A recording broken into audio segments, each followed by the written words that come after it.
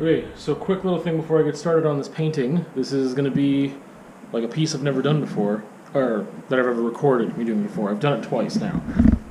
So, Randy had this idea for collaborative work before COVID hit, so I don't remember how long ago now, 6 months ago or something, and we actually had a couple places set up so that we could exhibit these works. One was a library.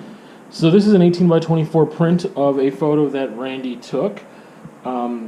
And she wanted me to kind of just abstractly play with paint and what's already here.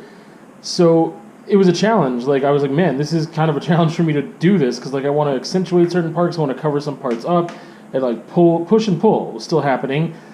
It was just something like I had never done before. This is the first one.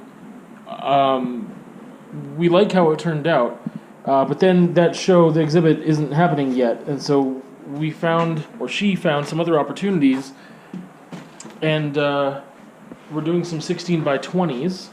So these two need to be ready for like next week. This one is done as of right now.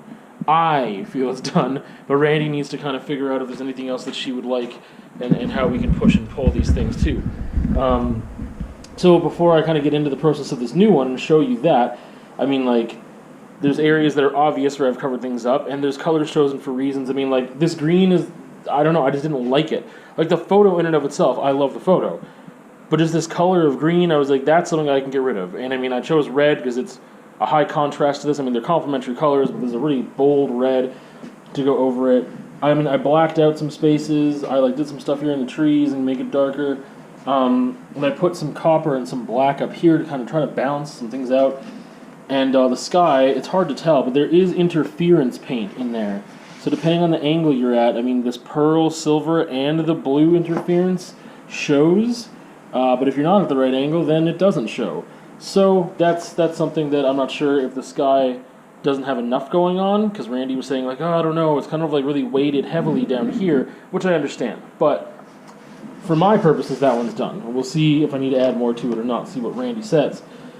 This is the one I'm going to work on today. So I've only done two of these before, and they're both of like the same landscape, right? Like, they're both they're of the same building, same landscape, just like different angles and sizes. And this is an indoor one, and I told her I was like, if we're going to only have two up here, I would like one to be indoor and one to be outdoor. And she takes photos of abandoned stuff from the inside as well. And this is one that I picked. Now, it's really challenging for me because, or challenging for us, she wants to use pictures that are good pictures, right? So I'm not picking a picture that she doesn't like and then just covering it up a bunch.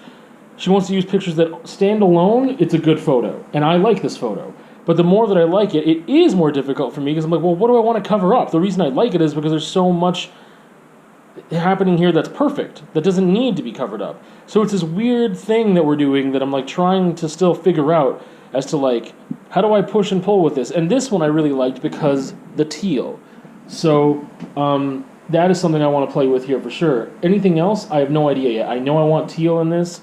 After that, I don't know. But here we go.